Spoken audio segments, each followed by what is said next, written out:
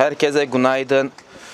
Biz bugün az önce Medine Hanım'ın dediği gibi biz bugün 18 Aralık'tan itibaren yani bugüne kadar aile nöbetimizden 75. gününe geldik ve bu mücadelemiz Çin Nazi toplama kamplarda tutsak edilmiş aile üyelerimiz tutsak edilmiş sistematik tecavüzlere maruz kalmış bacılarımız tüm Doğu Türkistan halkı için biz buradayız ve nöbetimizi millet nöbetine dönüştürerek 8 Şubat'tan itibaren millet nöbetine dönüştürerek tüm dünya çapında bu mücadelemizi sürdürüyoruz. Ben Cevlan Şir Mehmet, 2011 Aralık ayında Türkiye'ye okuma amacıyla geldim. İstanbul Ticaret Üniversitesi Hukuk Fakültesi'den mezunum.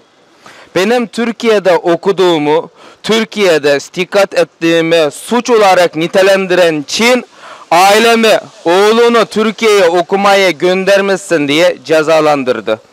Ve ailemi toplama kamplara tutsak etti.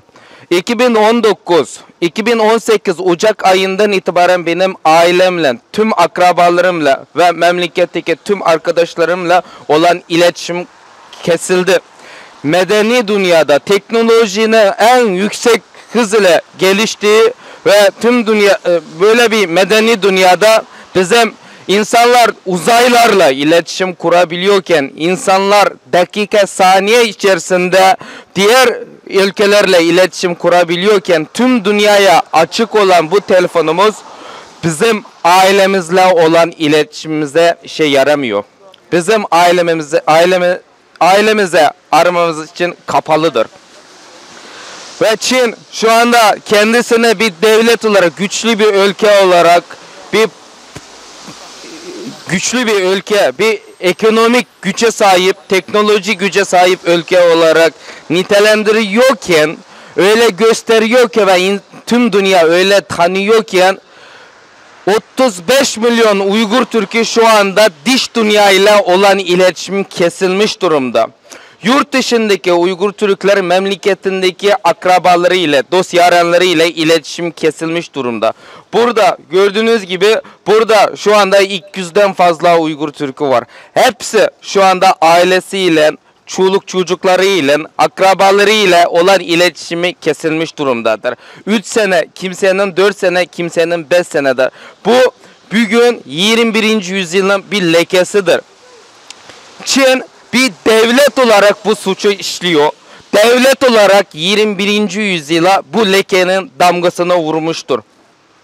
Ben ve benim gibi Türkiye'de ve dünyanın çeşitli ülkelerinde sadece eğitim almak için gittiğinden dolayı ailesi cezalandırılan, ailesi Çinli adıyla eğitim merkezi ama tüm dünya insaniyet adıyla toplama kampa götürülüyor olan çeşitli işkencelere, bacıları, çeşitli tecavüzlere maruz kalan binlerce yurt dışında Uygur Türklere, hatta yurt dışındaki Uygur Türklerine hemen hemen hepsi aynı durumdadır.